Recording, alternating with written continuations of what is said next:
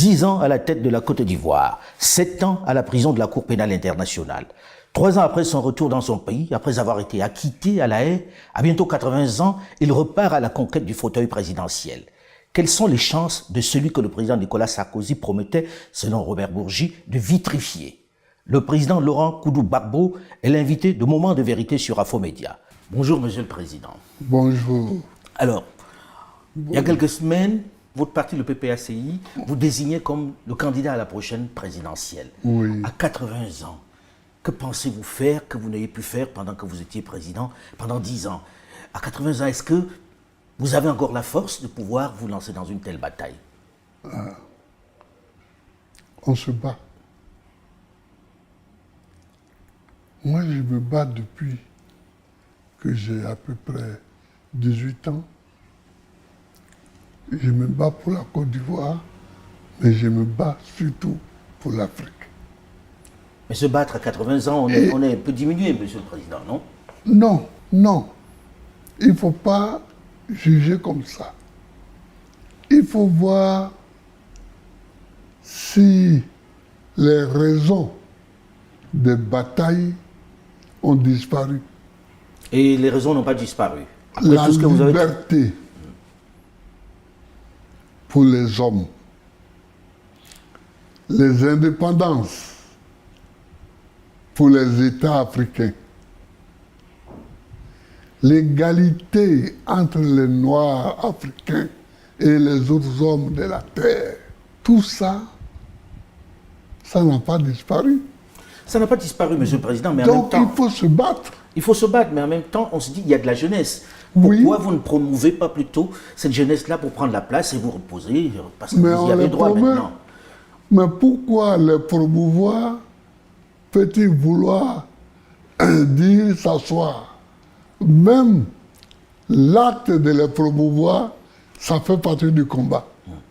Donc vous pensez que, Oui. à votre âge, vous devez être encore à la tête pour promouvoir ces jeunes-là, pour mener ce combat-là? Moi, je vais me battre jusqu'à la fin de ma vie. Je vais me battre parce que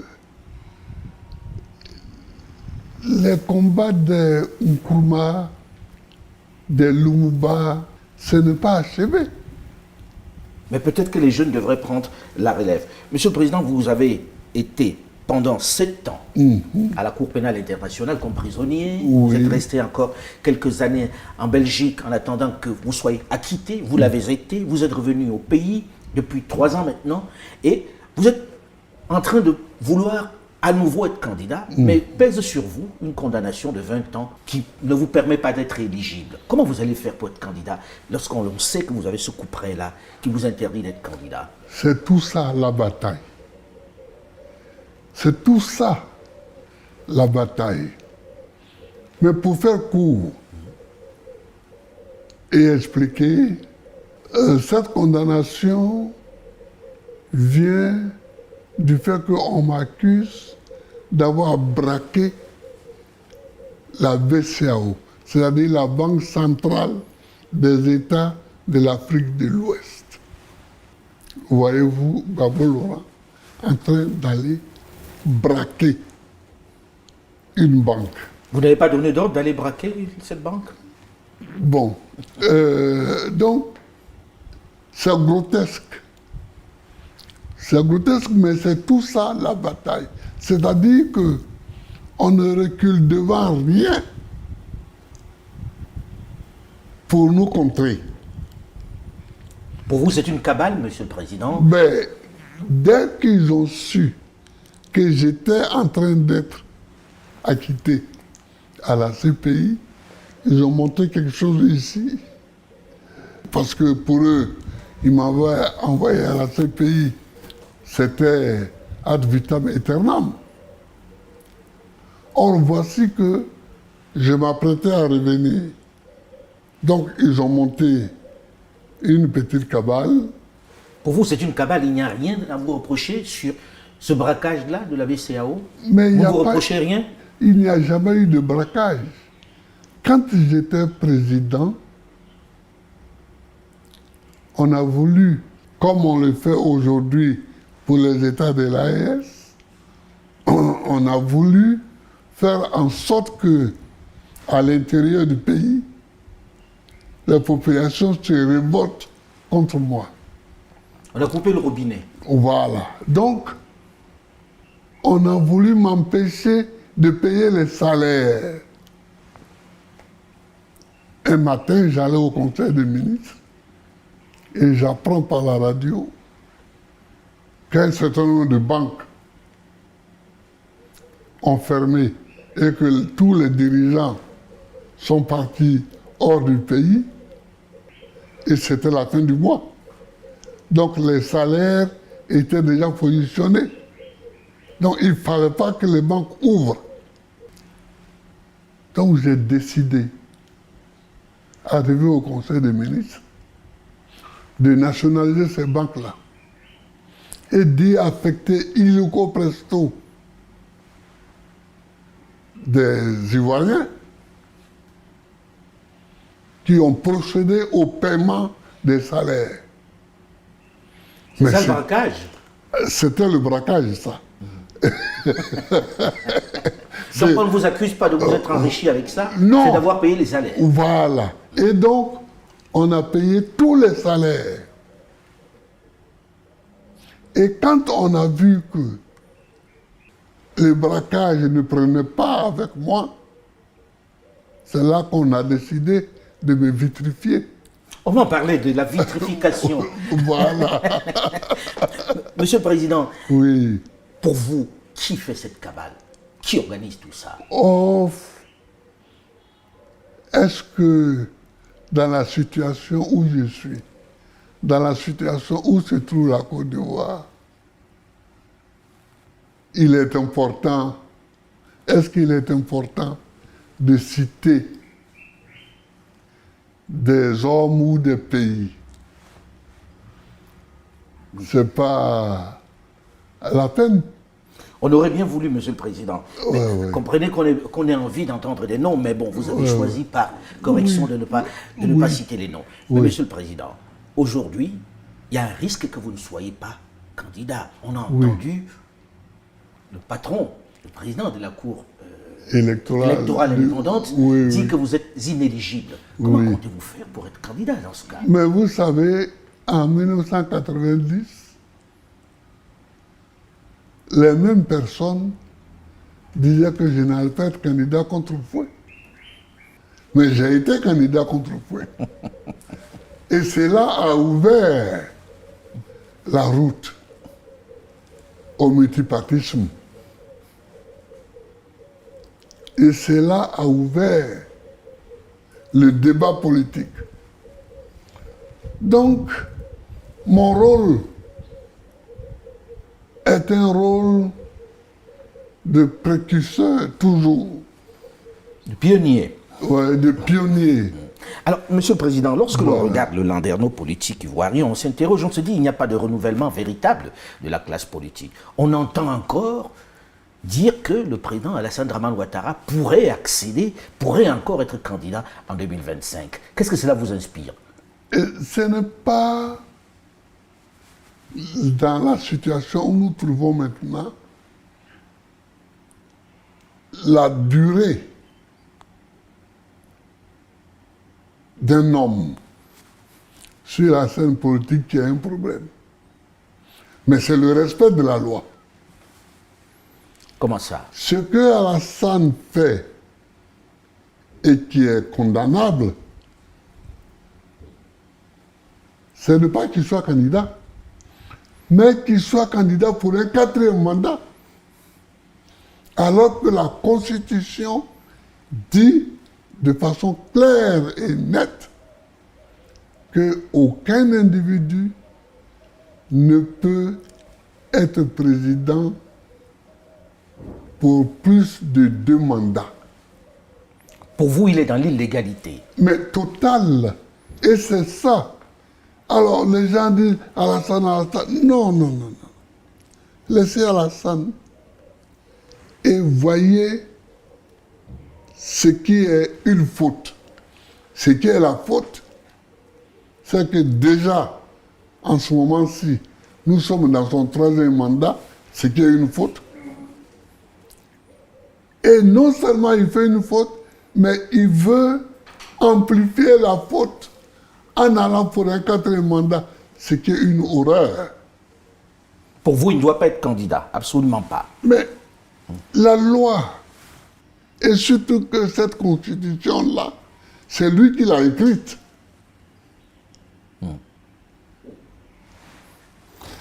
Donc vous vous opposeriez s'il venait à être candidat pour un quatrième mandat. Mais je suis contre le fait qu'on piétine la loi. Alors, Monsieur le Président, on sait que vous entreprenez une démarche pour que les partis de gauche, les partis de l'opposition puissent se retrouver, puissent avoir un seul candidat. Mais on a le sentiment que ça cuine un peu, que vous avez beaucoup de mal. Pourquoi est-ce qu'on n'y arrive pas à faire que les partis de gauche se mettent ensemble? D'abord, il faut faire une différence entre partis de gauche et les partis d'opposition. Ici, tous les partis d'opposition ne sont pas de gauche. Comme votre ancien parti, dont vous êtes le fondateur. Oui, Le le FPI. FPI, oui. Bon, ce n'est pas de la gauche qu'il s'agit. L'appel que j'ai lancé à Beaunois, qu'on a appelé l'appel de Beaunois, c'était pour que les partis d'opposition qui le souhaitaient se rassemblent et discutent pour qu'on mette au point une stratégie ou plusieurs stratégies pour que les règles soient claires, soient respectées. Pour que la CEI, la Commission électorale indépendante, sorte des mains d'un parti, du parti au pouvoir, et soit vraiment une commission électorale indépendante. Le dernier mot est très important. Est-ce que c'est possible aussi? Une commission électorale indépendante. Indépendante. Ça, on se bat pour ça. On se bat toujours pour les choses en espérant qu'elles vont arriver. Alors, il faut que cette commission électorale-là soit indépendante. Il faut que, par exemple, là, des candidats, certains candidats n'ont pas leur nom Sur les listes. sur les listes. Comme vous, par exemple. Comme moi, comme Soro Guillaume. Et d'autres. C'est drôle de vous entendre défendre la cause de Soro Guillaume aujourd'hui. Bon, moi, je suis toujours comme je suis. Ce sont les gens qui me combattent. Mais même quand Soro Guillaume se battait, je l'ai regardé, lui et ses amis, et je leur ai dit, vous me combattez pour quelqu'un que vous ne connaissez pas. Monsieur le Président, il y a eu beaucoup d'actualités dans lesquelles vous Oui. étiez au cœur, Oui, vitrifié. vitrifié. Oui, Vous avez écouté les propos du livre de Robert Bourgi, hein, oui, Robert, voilà, qui parlait de Nicolas Sarkozy qui avait promis de vous vitrifier. vitrifié. Cette anecdote, elle est vraie? Ah ben ça, c'est à lui qu'il faut demander. Puis c'est lui qui était à l'Élysée avec Sarkozy. Prenons les choses par le commencement, Monsieur le Président. Oui. On apprend de ces révélations, par exemple, que vous étiez le vainqueur de l'élection présidentielle d'octobre 2010. Oui, Et que vous avez été victime, on va dire, d'un putsch, finalement. oui. C'est vrai ou pas? Vous le Mais pensez? ça, nous savions depuis longtemps, depuis toujours que nous avions gagné, que j'avais gagné l'élection présidentielle de 2010. Mais le problème, c'est que le gouvernement français dirigé à l'époque par Nicolas Sarkozy ne voulait pas du tout me voir. D'où venait cette inimitié entre vous et Nicolas Sarkozy? Je n'en sais rien. D'abord, c'est un ami de Ouattara. Est-ce que ceci pu expliquer cela, je ne sais pas. Mais c'est un ami de Ouattara. Mais ensuite, on ne m'attendait pas à la présidence de la République. Du côté de Paris, on ne m'attendait pas à la présidence de la République. Monsieur le Président, Robert Bourgi, dans le livre, dit qu'il vous appelle. Oui. Il vous transmet le message de Nicolas Sarkozy qui vous dit d'abandonner. Oui. Et on vous promet beaucoup d'argent, bref, il cite un certain nombre d'avantages dont vous deviez bénéficier. Oui. C'est vrai ou pas? Il vous a vraiment téléphoné dans ce sens-là? Il m'a téléphoné dans ce sens-là. Et vous l'avez envoyé balader? Ah oui, ça, plus vigoureusement qu'il l'a dit. Ah oui? Mais en fait... Dites-nous, Monsieur le Président, vous avez raccroché au nez? Ah oui, bien sûr. Bien sûr. Parce que il y a des choses avec lesquelles je ne peux pas jouer. La liberté de mon pays, l'indépendance de mon pays, c'est mon pays, la Côte d'Ivoire, qui est aux élections. Et la Côte d'Ivoire se donne le président qu'il veut. Moi, je n'entends pas à ce que quelqu'un qui, parce qu'il a assis à l'Élysée, puisse désigner un chef d'État en Côte d'Ivoire. Je ne peux pas accepter ça. Alors, vous l'envoyez balader et on va vous vitrifier. Est-ce que, très sincèrement, pendant que vous étiez aux affaires, vous avez de temps en temps aussi acheté votre paix, acheté Paris, parce qu'il dit que vous aviez donné 3 millions d'euros à Jacques Chirac. Oui, enfin, exactement, c'est 2 milliards de francs CFA. Alors, je ne sais pas bien... Oui, ça fait 3 millions d'euros. Voilà. À peu près. Voilà. Mais ça, je suis étonné que ça apparaisse comme quelque chose de nouveau aujourd'hui. Parce que depuis 2014, dans le livre que j'ai écrit en prison avec François Mattei... Pour la vérité de la justice. Oui, je l'ai dit là-dedans. Pour la vérité et la justice. Oui. Vous en aviez parlé, effectivement. Oui. Mais bon, vous savez, quand ça sort de la bouche de quelqu'un d'autre, Oui. on se dit, bon, il n'affabulait pas. À la page 49, oui, j'avais déjà dit ça. Mais Monsieur le Président, pourquoi vous donnez les 3 millions d'euros, c'est-à-dire les 2 milliards dont vous parlez? Parce qu'ils m'ont demandé. Mais vous ne donnez pas à tous ceux qui vous le demandent. Ah non, mais écoute, c'est Chirac. Il était si influent que cela? Il vous faisait si peur que ça? C'est pas une question de peur. Mais c'est d'abord un étonnement de voir le chef d'État français me demander l'argent. Moi, j'étais étonné. Stupéfait. J'étais stupéfait, j'étais ahuri. Ce n'est pas le seul chef d'État qui m'a demandé l'argent. Ah bon? Mais comme un autre qui m'a demandé aussi l'argent. Vous pouvez nous le dire, Monsieur le Président? Non. S'il vous plaît. Est africain et qu'il est coutumier des faits. Bon, je n'ai pas... je lui ai donné l'argent sans... Vous ne direz pas qui c'est? Non, je ne dirai pas qui c'est. Après, hors micro, je peux vous souffler son nom dans le creux de l'oreille. mais c'est étonnant quand même. Alors, vous donnez en liquide ou bien Robert Bourgi transporte des valises comme c'était dit? Ah ben oui. Ah oui. Ah ben oui. Il traverse les frontières avec les 2 milliards. Waouh. Mais après ça, ils vous ont fait ce qu'ils ont fait, Monsieur le Président. Vous ne leur avez jamais parlé? Non, mais... Et Chirac, au moment où il reçoit l'argent, il m'appelle, Laurent, je ne suis pas un ingrat. Ah, il vous a dit ça?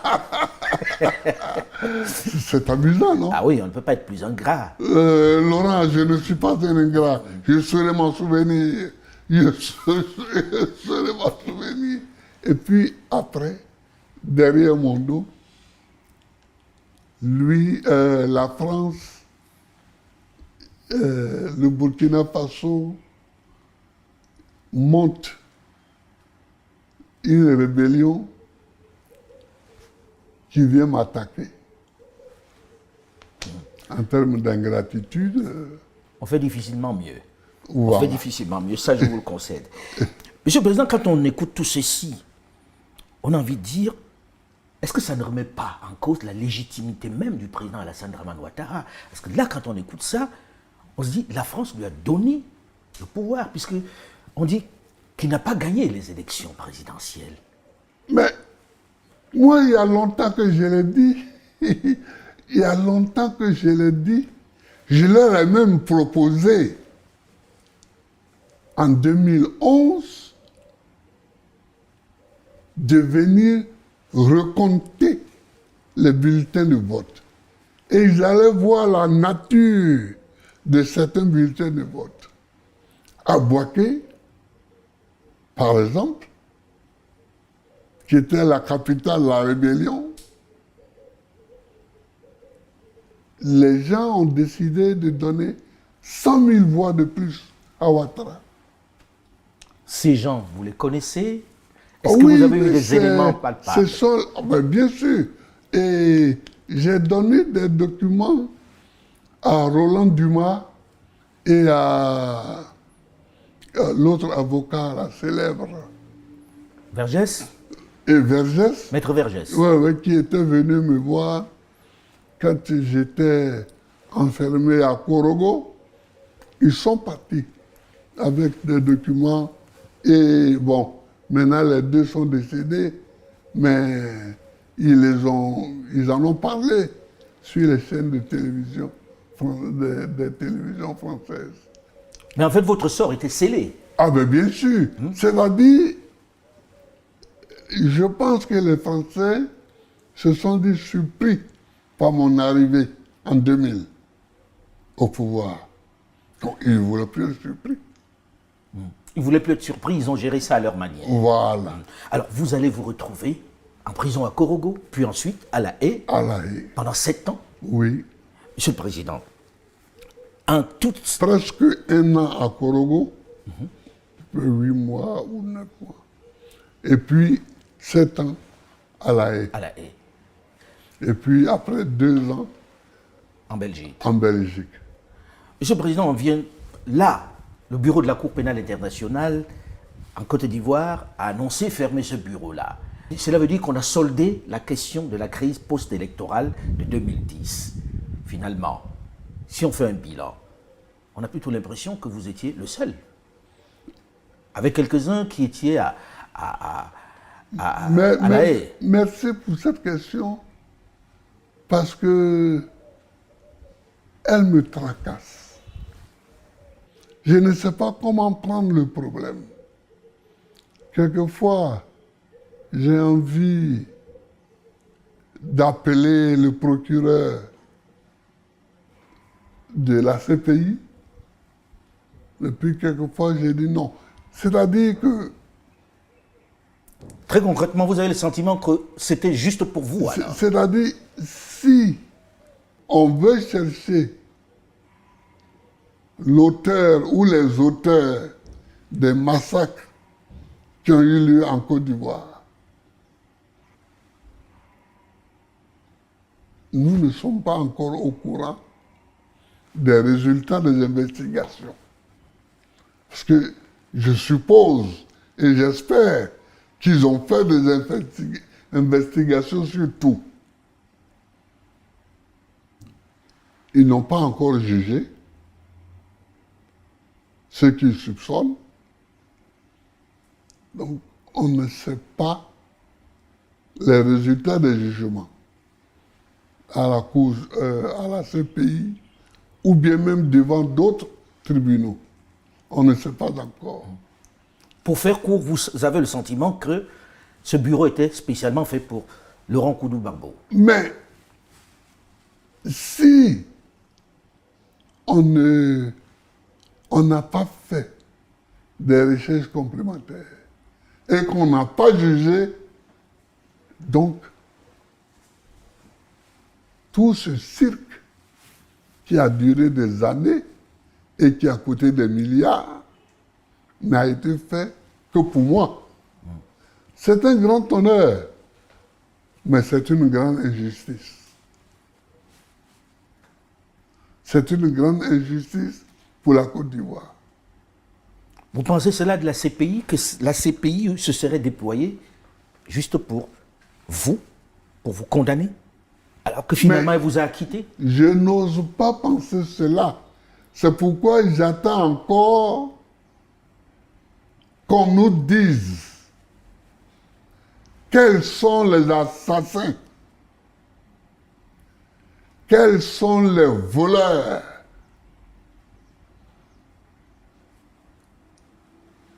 des événements de la crise post-électorale. J'attends encore. Oui, surtout que ici encore, Monsieur le Président. J'attends encore qu'on nous le dise. Ici encore, Monsieur le Président, dans l'affaire de la BCEAO, finalement, c'est vous qui êtes condamné à 20 ans. Oui, mais j'attends encore parce que... Qui est-ce qu'on a condamné avec vous dans l'histoire de la BCEAO? Alors, dans l'histoire de la BCEAO, c'est cocasse. Quelquefois, quand on le regarde sous un certain angle, c'est révoltant. D'autres fois, quand on regarde sous un autre angle, mais il y avait moi, le Premier ministre Akembo, le ministre de l'économie et des finances Dalo Désiré et le ministre délégué au budget Katina Koné. Et dans les réquisitions, dans les procès qui ont eu lieu ici, il paraît, puisque moi je n'ai jamais eu vent de ces procès-là, que c'est Katina Koné, le ministre du budget, qui serait le principal accusé. Bon, tout le monde a pris 20 ans de prison. Bon, 20 ans. Écoutez la chanson de Tikenja, 20 ans, 20 ans, 20 ans. Et vous comprendrez qu'il y a eu des moments où ici on distribuait 20 ans à tout le monde. À tout le monde. Mais c'est qu'après,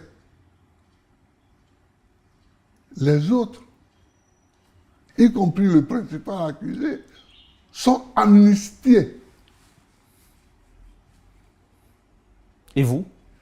Et c'est celui qui va être candidat qui n'est pas amnistié. C'est une amnistie sélective. Mais c'est une amnistie sélective. Pourquoi mon chef, c'est-à-dire le chef de file des accusés, des condamnés, lui il est amnistié, et puis moi, qui ne viens qu'en dernière position, je ne le suis pas. Pourquoi? Et puis même pour ce braquage, moi, au moment des faits, j'étais chef d'État. Un chef d'État n'est pas jugé comme ça. Un chef d'État n'est pas jugé comme ça, il y a une autre juridiction pour ça. Voilà. Alors, il y a la relation entre la Côte d'Ivoire et le Burkina Faso, il y a l'AES, il y a la guerre en Ukraine, oui. Il y a le proche et Moyen-Orient, avec oui. Israël et la Palestine, et aujourd'hui oui. le Liban. Oui. Nous allons en parler dans la seconde partie de cet entretien, juste après une petite pause, Monsieur le Président. Merci. Restez avec nous et on se retrouve tout de suite. Merci. À très vite.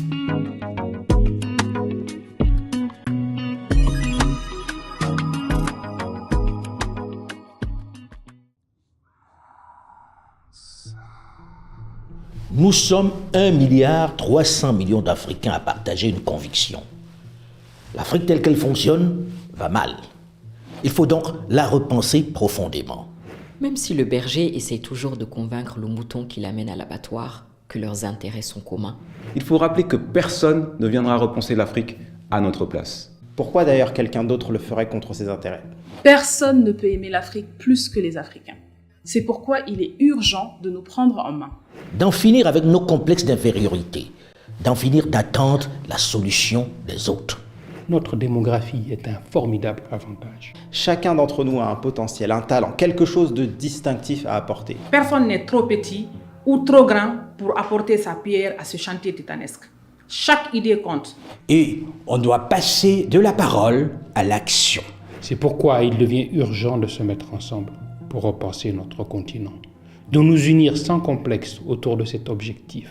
Si vous êtes Mansa, vous pouvez, où que vous soyez, réunis par groupe de 30 personnes minimum, devenir les ambassadeurs de Mansa en créant votre club partout dans le monde. Créez votre club Mansa, devenez des ambassadeurs et faites entendre votre voix. Pour les conditions de création des clubs Mansa, rendez-vous sur nos plateformes.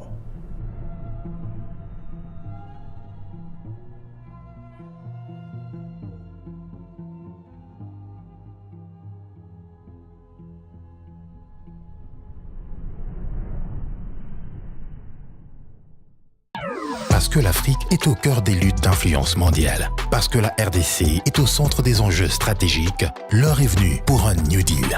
Le Business Forum Makutano est le rendez-vous incontournable de ceux qui font bouger les lignes depuis 10 ans. Il réunit plus de 1000 décideurs économiques et publics, investisseurs de premier plan, chefs d'État et ministres. Du 13 au 15 novembre, le New Deal s'écrit avec vous à Kinshasa. Makutano. Si nous ne le faisons pas, qui le fera ?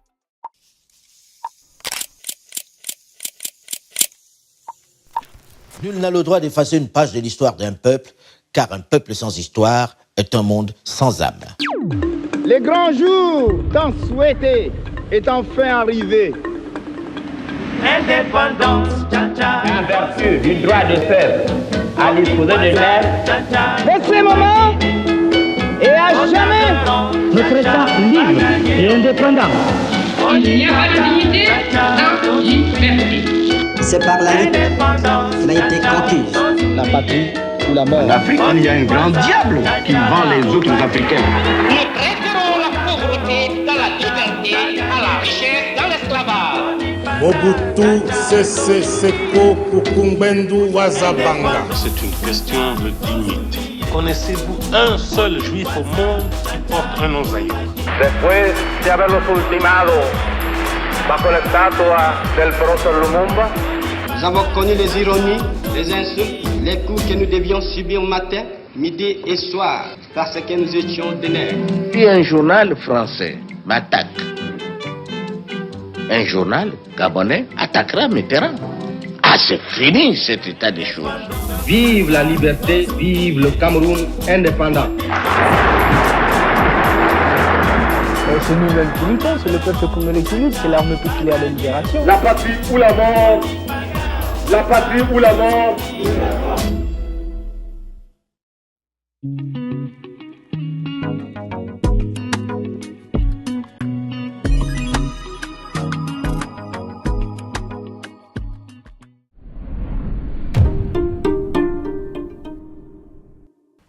Bonjour et bienvenue dans la seconde partie de Moment d'Afrique sur Afromédia qui reçoit aujourd'hui un invité prestigieux, le président Laurent Koudou-Barbeau, qui nous fait l'honneur d'être là, de nous recevoir chez lui.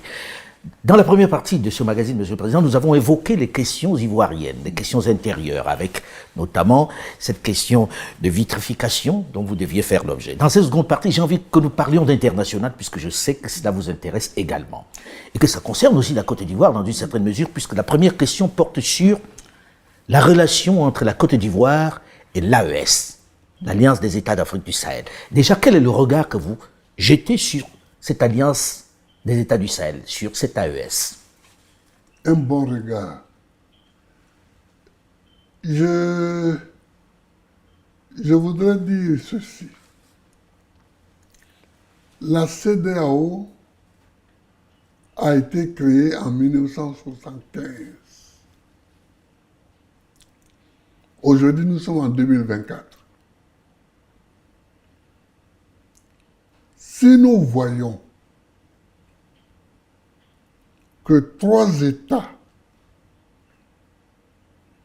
ont quitté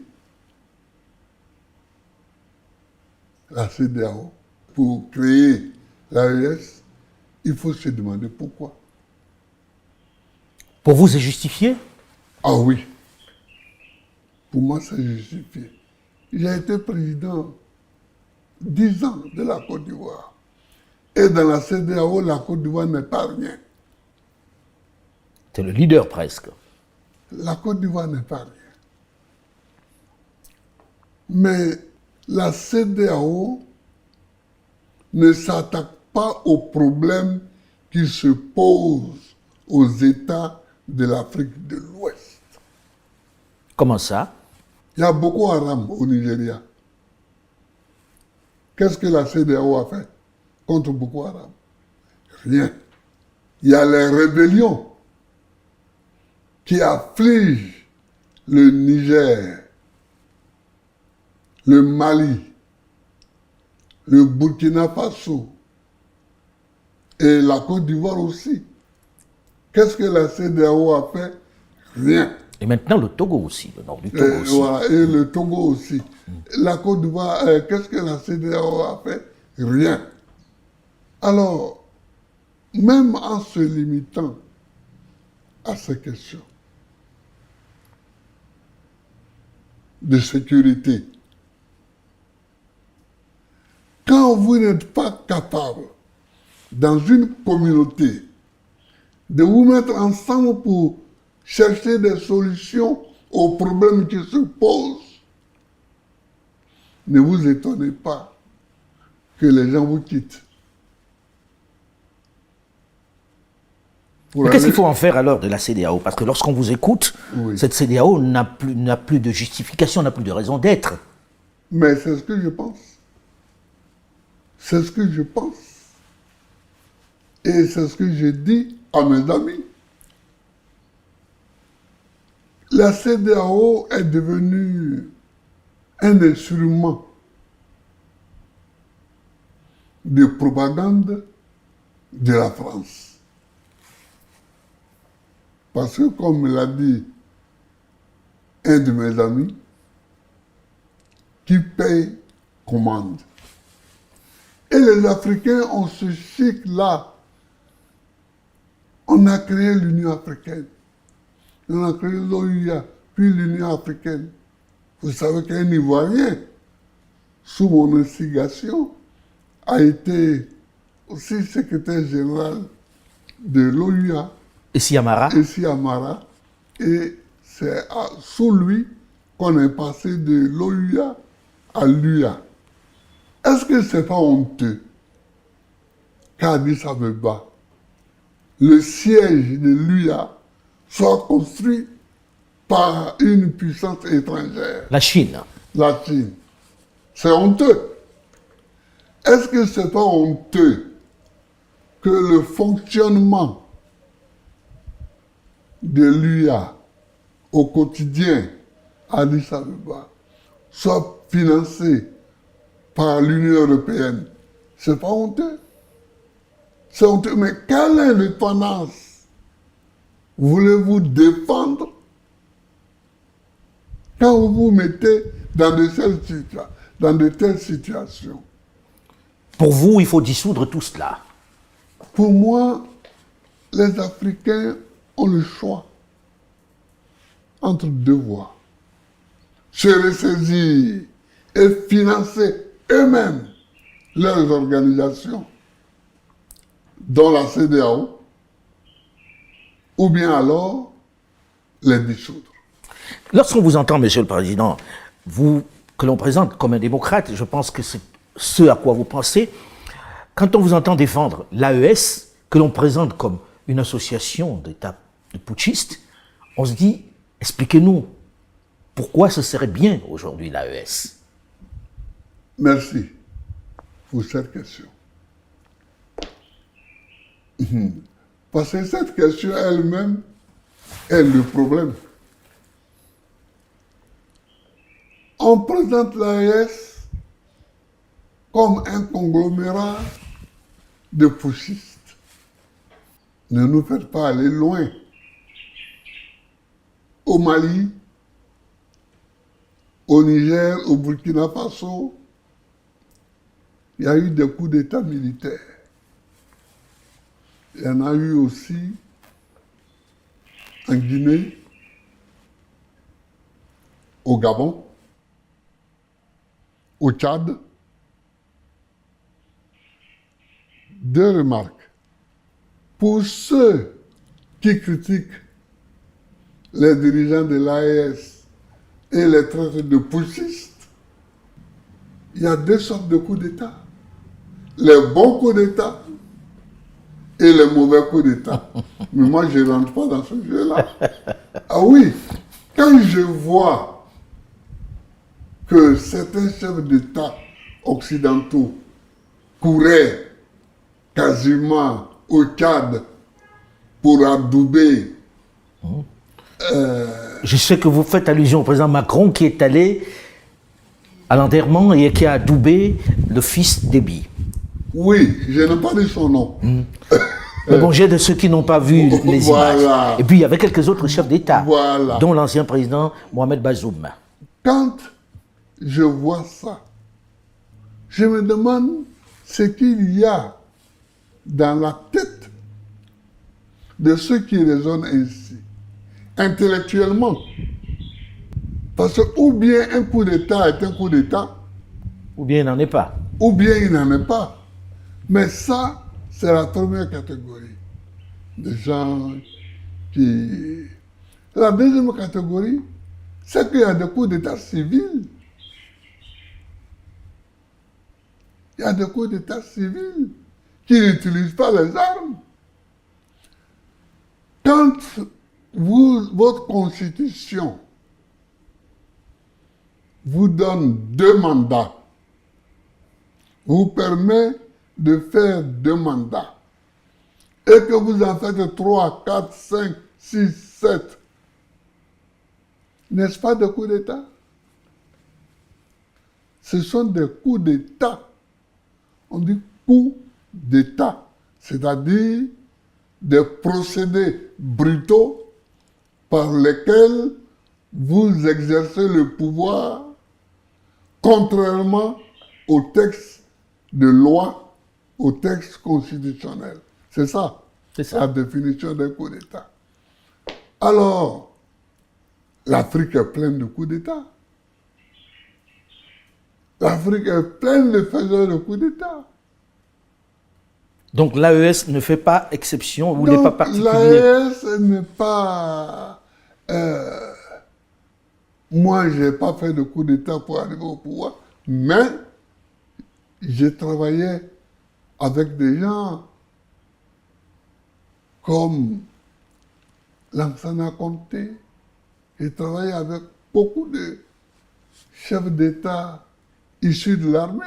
Pour vous, ce n'est pas rédhibitoire que ces gens soient issus de l'armée et qu'ils aient fait un putsch. Monsieur le Président, aujourd'hui, très concrètement, on sait qu'entre la Côte d'Ivoire et les États de l'AES, il y a une vraie tension. La relation n'est pas bonne du tout, c'est le moins que l'on puisse dire. Oui.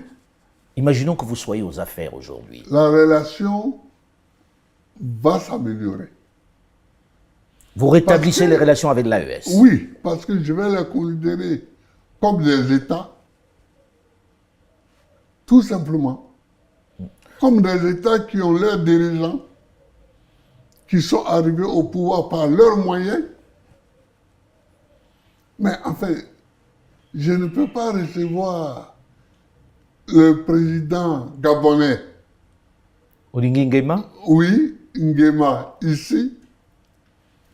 Et puis, rejeter Ibrahim Traoré. Ou Assimi Goïta. Assimi Goïta. Ou bien Tchani. Monsieur le Président, oui. Ok, on imagine, hein, c'est un scénario. Oui. Vous êtes aux affaires, vous rétablissez les relations avec eux. Oui. Est-ce que vous pensez que cet AES doit s'étendre à d'autres États voisins?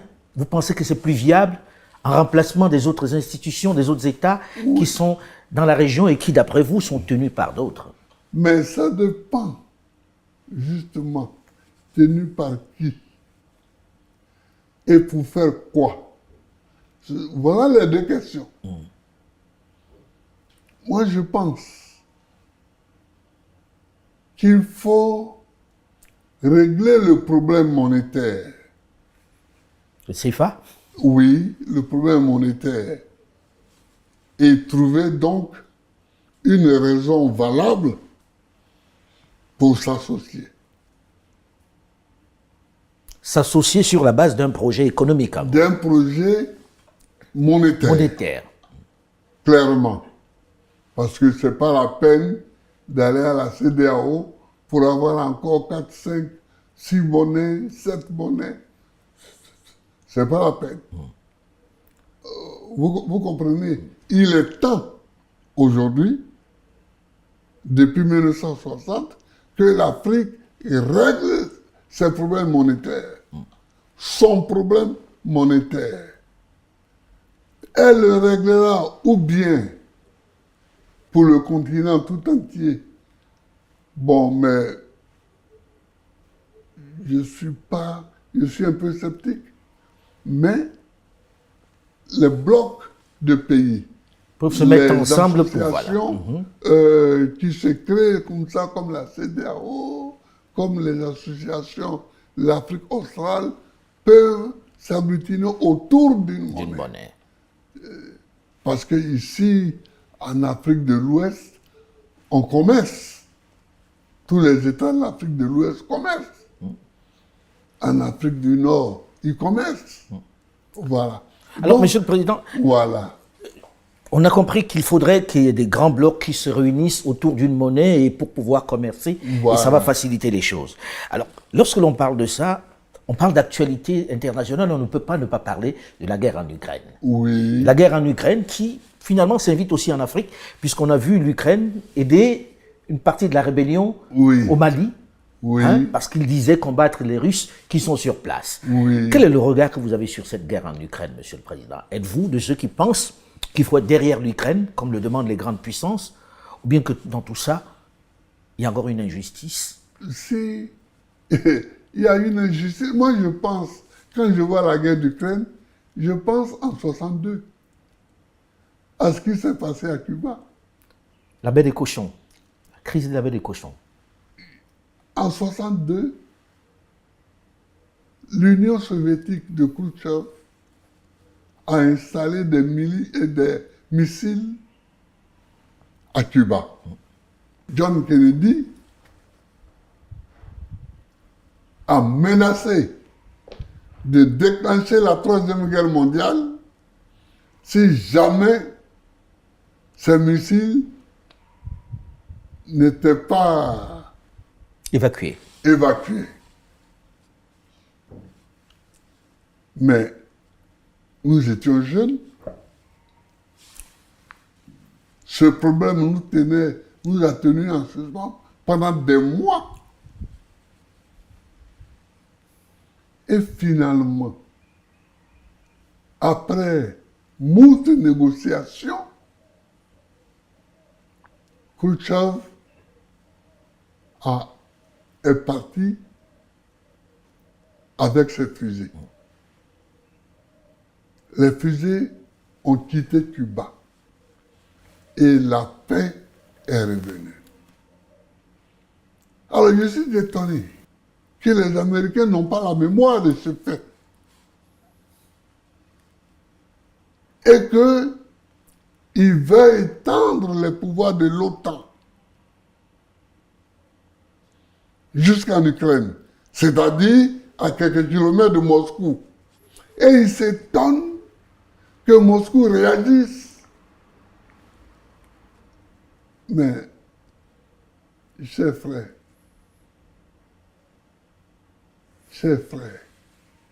quand on tape quelqu'un, on a toujours la même manière de réagir. Vous comprenez? Pour vous, c'est légitime là? Moscou réagit aujourd'hui comme Washington a réagi hier en 62. Voilà. Pour ceux qui n'ont pas de mémoire.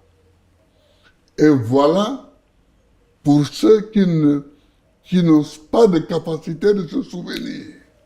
Alors ça amène à ce débat qui veut que, d'un coup, lorsque vous êtes dans la posture que vous avez adoptée, c'est-à-dire dire que ça peut se justifier la réaction de Moscou, on vous traite tout de suite de quelqu'un de récupéré par la Russie.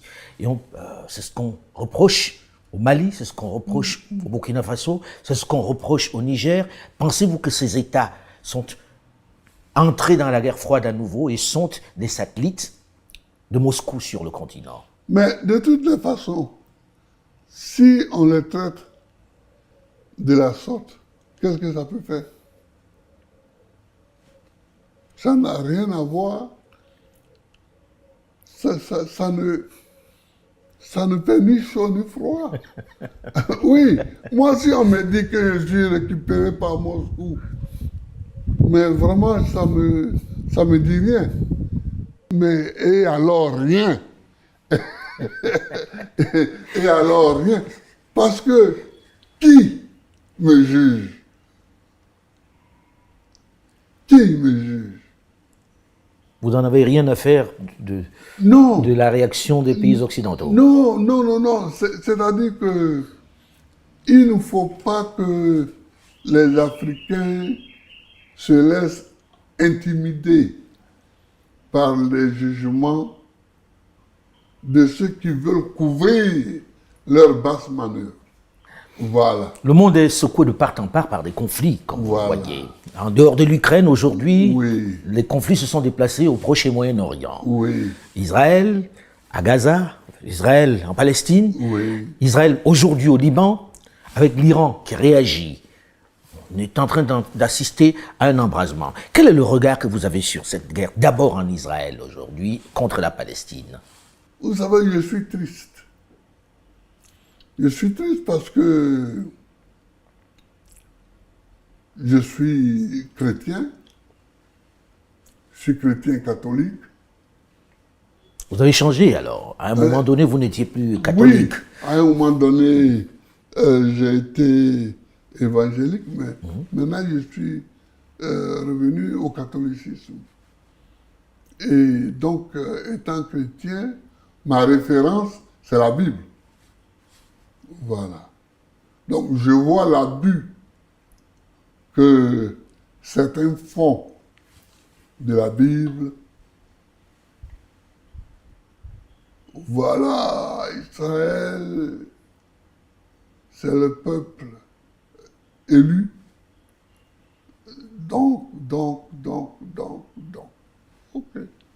J'ai toutes ces références aussi. Hein. Voilà. Mais le problème n'est pas Israël, pour moi. Le problème, c'est l'ONU. Comment ça? À la fin de la guerre, l'ONU a pris acte du massacre des Juifs par les Allemands. C'est-à-dire, le massacre était même au temps d'Hitler, élevé en doctrine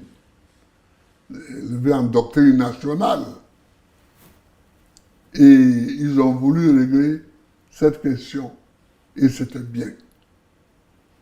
Donc, ils ont créé l'État d'Israël. Or, les Juifs sont partis d'Israël, les derniers sont partis d'Israël en 135 de notre ère. Ils reviennent en 1948. Presque 2000 ans. Presque 2000 ans. Mais il y a des gens qui sont là. Il y a des gens qui sont là. D'abord parce que tout le monde n'était pas parti. Et puis ensuite parce que d'autres sont venus aussi. Le mouvement des populations sur la planète. Le mouvement des populations, Alors, je crois que l'ONU a bien fait de créer l'État d'Israël. Mais il aurait mieux fait de créer aussi l'État palestinien. les deux États. Voilà ce qu'il fallait créer. Ça n'a pas été fait. Ça n'a pas été fait et c'est ça la faute majeure. C'est pourquoi je vous dis que moi, ce n'est pas les Israéliens que je critique, mais c'est l'ONU. Mais que faire maintenant? Il n'est pas trop tard, il faut créer l'État palestinien. Et sur quelle terre, comment ça se passera, puisque lorsque l'on regarde un peu dans quelle situation est l'État de Palestine, du moins les territoires qui restent à la Palestine, on a presque envie de dire que ce n'est pas très viable. C'est-à-dire que plus on tarde, plus ce sera difficile la mise en œuvre. Pas le principe, mais la mise en œuvre. Parce que depuis Begin, Menahem Begin. Oui, depuis Begin, Israël grignote. Colonise.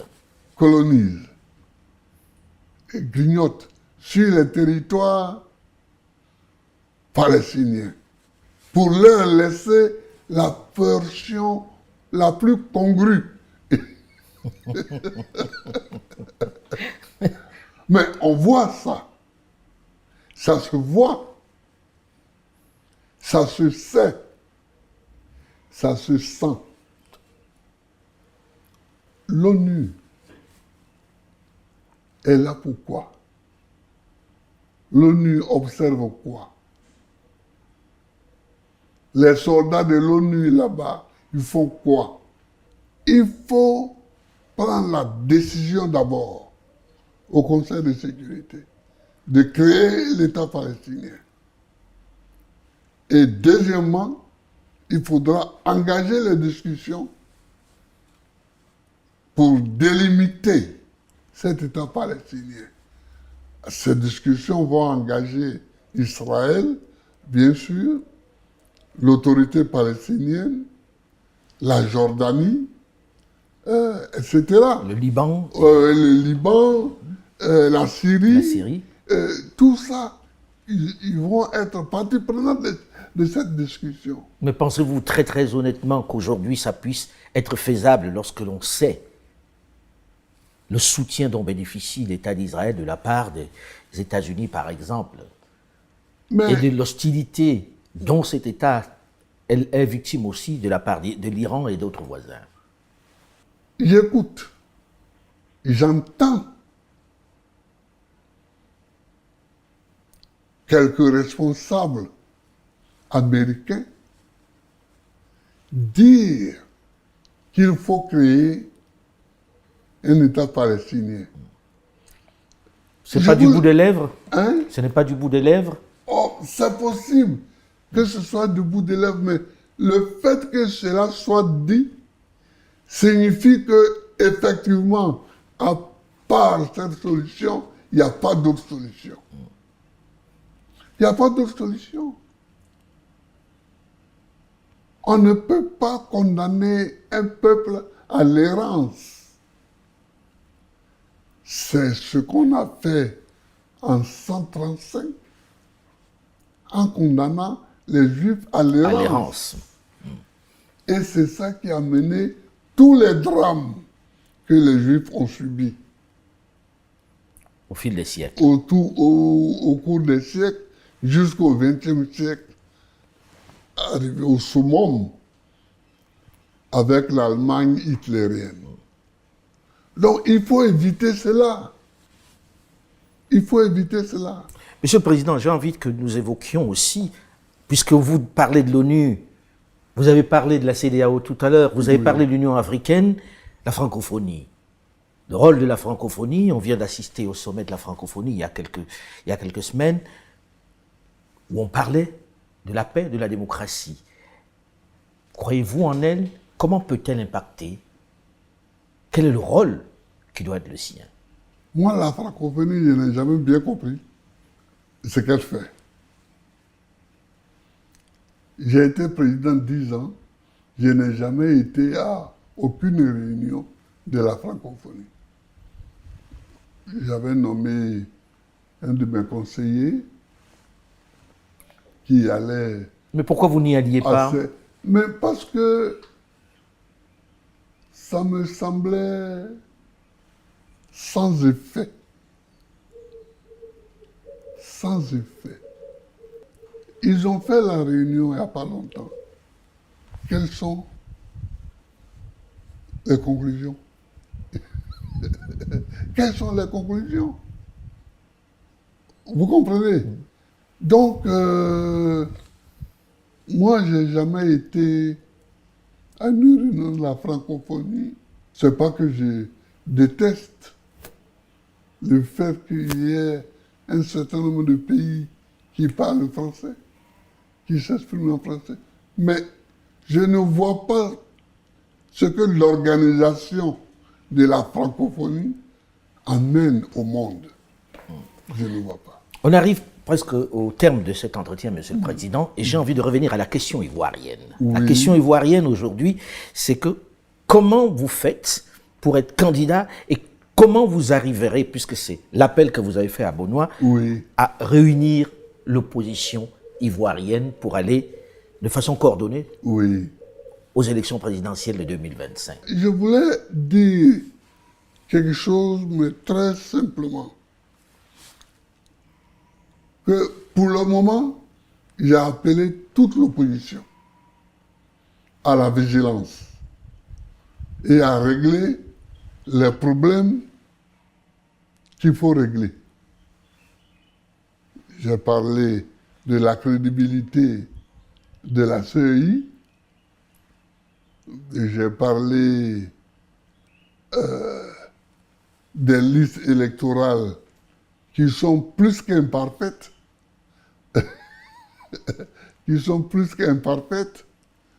J'ai parlé de quelques noms qui sont absents des listes électorales. Qui sont absents des listes électorales, savamment. Et comme par hasard, absents des listes électorales, j'ai parlé... Dans le vôtre? Dans le mien, j'ai parlé de quelques découpages électoraux qui ne répondent pas à des critères scientifiques, etc. C'est autour de cela que vous voulez réunir les gens, pas autour d'une candidature? Non. C'est d'abord autour de ça. D'abord. Maintenant, ceux qui se sentent une affinité proche et particulière peuvent se réunir pour dégager un candidat. Mais tel que je connais les Ivoiriens, ils vont tous vouloir aller aux élections. Hein. Bon, mais c'est-à-dire que pour le moment, ce n'est pas... Mais s'ils vont tous aux élections, ça ne fait pas votre affaire, dont celle du PPA-CI, votre parti. Oui, mais au deuxième tour, il n'y aura que 2 candidats. À ce moment-là, tout le monde va se réunir peut-être. Voilà, à ce moment-là. Vous pensez être celui-là au deuxième tour, si on vous laisse y aller? Mais j'irai. J'irai. Vous êtes confiant là-dessus? Je suis confiant. Vous pensez que ceux qui mènent la cabale pour que vous n'y soyez pas, qui vous enlèvent de la liste électorale, vont se dire, bon allez, on va laisser le président Laurent Gbagbo compétir? Mais parce qu'ils n'ont pas d'argument. Ils n'ont pas de raison. Et les 20 ans?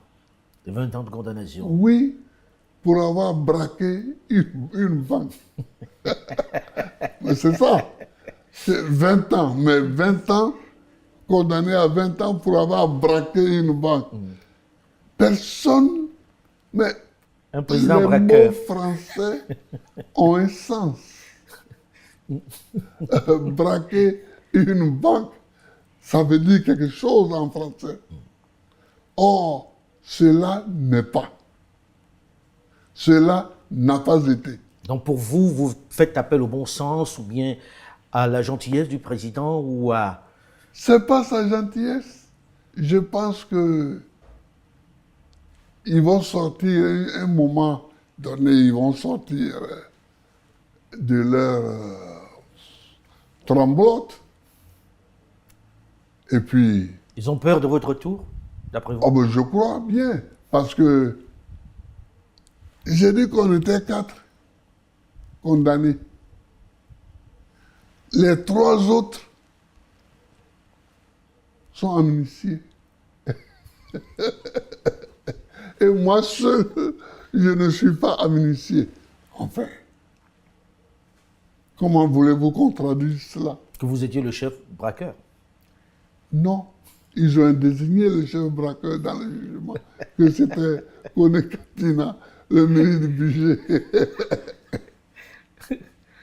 Et moi qui ne suis que l'inspirateur du chef braqueur, je veux dire que c'est d'un ridicule et d'un grotesque. En tout cas, merci, Monsieur le Président, de nous avoir reçus. Merci. Merci de nous avoir accordé cet entretien. Merci. Cet entretien est à présent terminé. Restez à suivre les programmes de Afro Média. À très vite.